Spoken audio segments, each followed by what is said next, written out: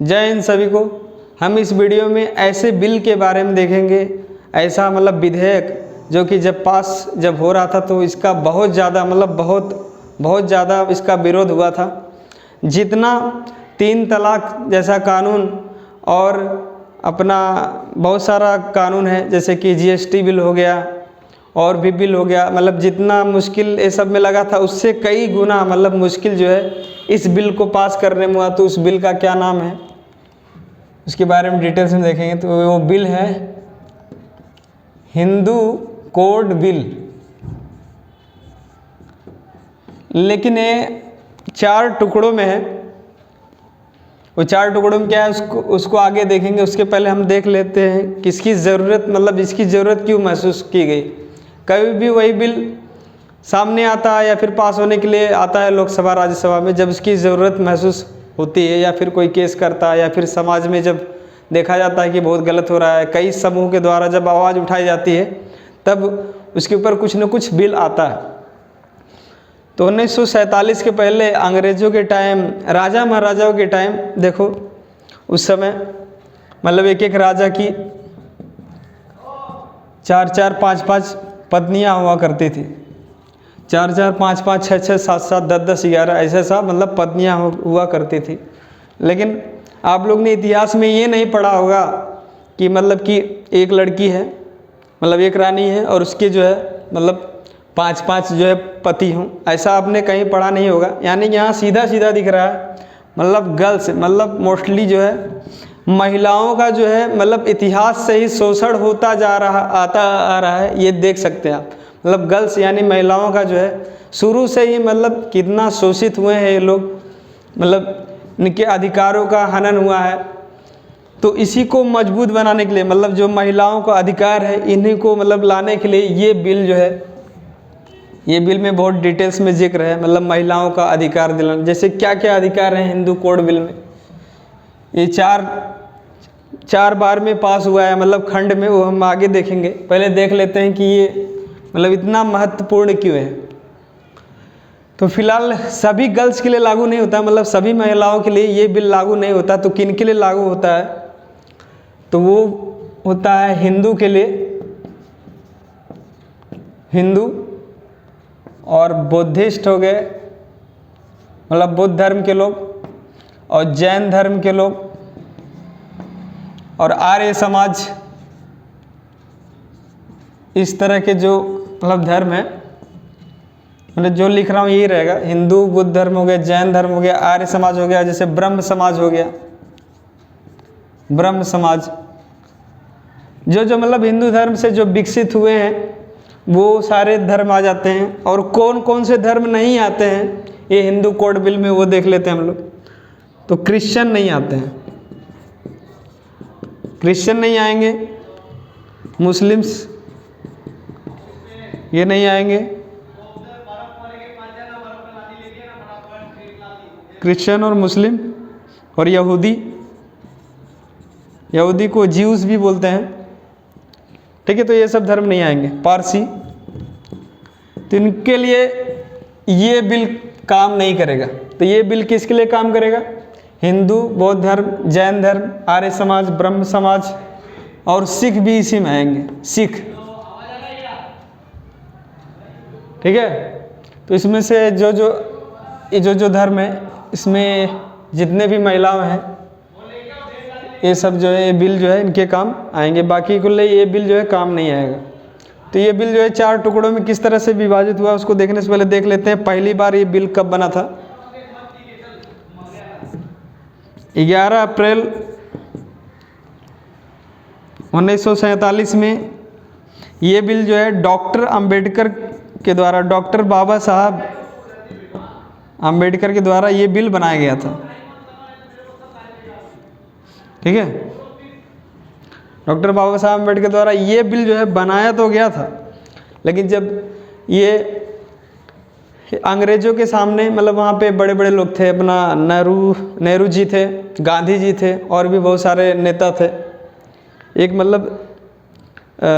संविधान सभा था, उस समय कानून बन ही रहा था, अपने भारत का कानून बन ही रहा था।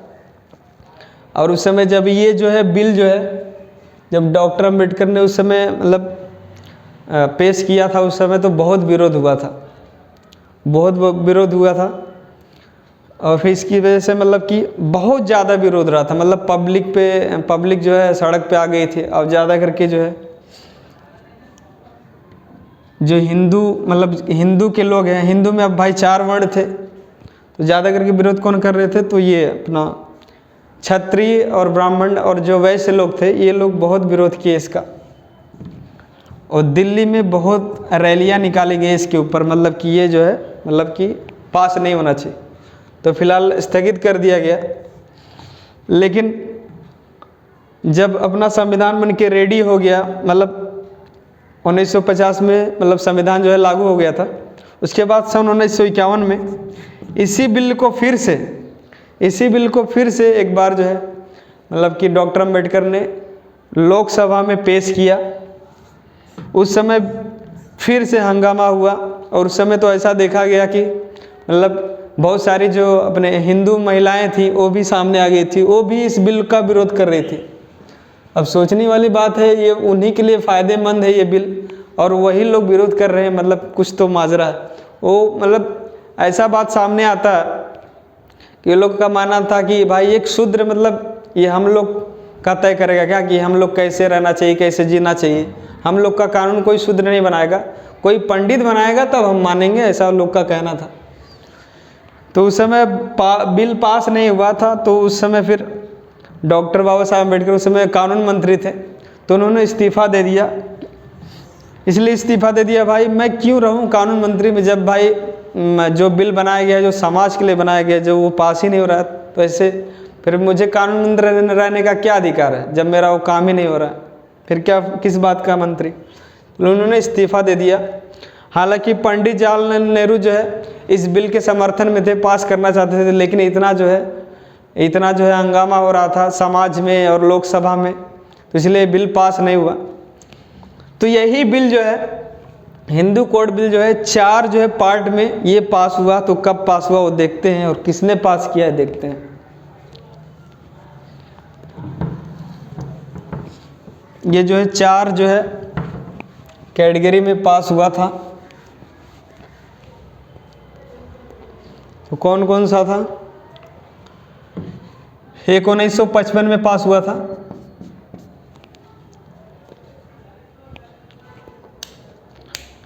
उन्नीस सौ 1955 में जो पास हुआ था इसको बोलते हैं Hindu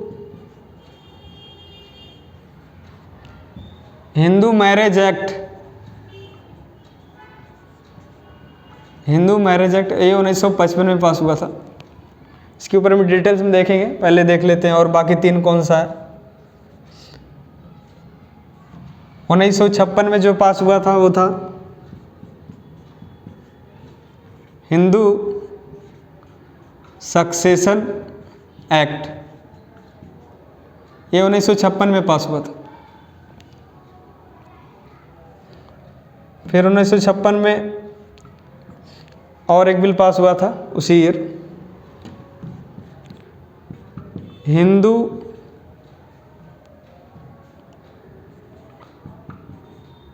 minority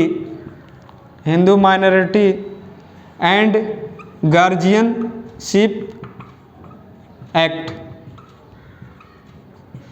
Hindu minority and guardianship act.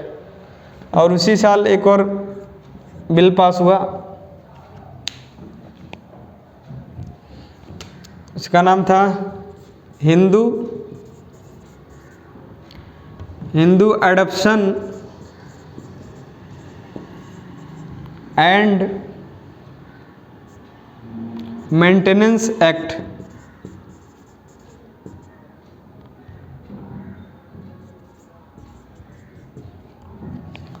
ये एक बिल जो है 1955 में ही पास हो गया। बाकी का जो 3 बिल है वो 1956 में पास हुआ। तो इसमें जो मेन है मतलब जो खास है वो हिंदू मैरिज एक्ट है, देख सकते हैं। तो इसमें क्या क्या मतलब महिलाओं को क्या अधिकार थे। तो महिलाओं को अधिकार था कि जैसे कि मैंने बताया था शुरू में कि राजा महाराजा लोग जो है 10-10 शादियाँ करते थे, 11-11 शादियाँ करते थे। और कितना महिलाओं का शोषण होता था उस समय। मतलब पति कैसा भी हो, पति चाहे मारे पीटे, वो लोग तलाक नहीं ले सकते हैं।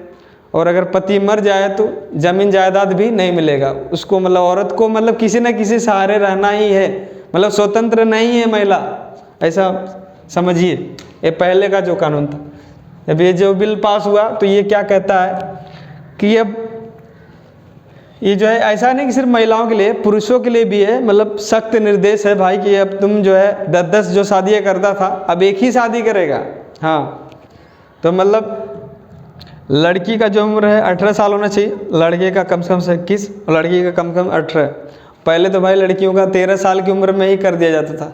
आदमी का मतलब लड़के का उम्र जो है 30, 35, 40 साल, 50 साल, लड़की का उम्र 13 साल, 12 साल, ऐसा। मतलब देख सकते हैं आप कैसा शोषण होता था, ऐसे ऐसे लोग रहते थे उस समय, मतलब कैसा क्या कायदा कानून था। और जब बिल पास हो रहा था इतना हंगामा। तो ये एक्ट कहता है, लाइट ही चली गई,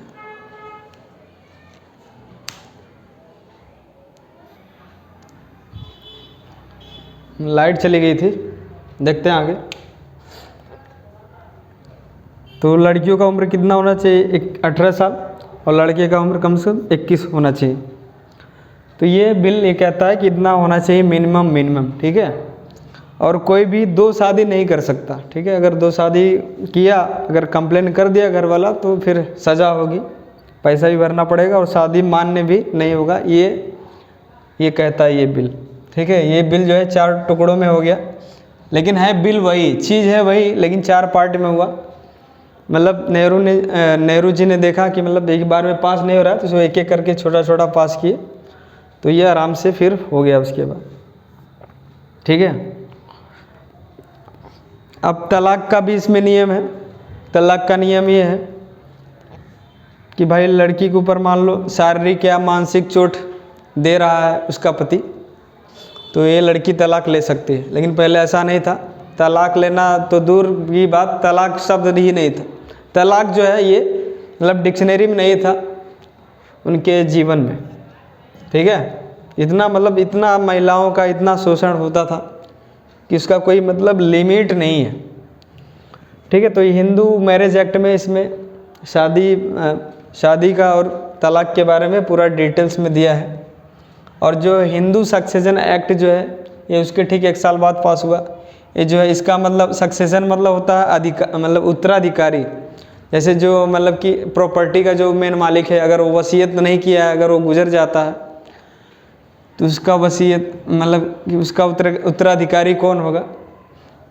तो मान लो पति की डेथ हो जाती है तो उसकी पत्नी जो है उत्तराधिकारी हो जाएगी। लेकिन पहले ऐसा नहीं था, उत्तराधिकारी जो है कोई और होता था, उसका लड़का को बना दिया जाता है या किसी और को, चाचा मामा। लेकिन लड़कियों को नहीं, लड़कियों को संपत्ति रखने का अधिकार ही नहीं था। ऐसा समय था, सोच जरा।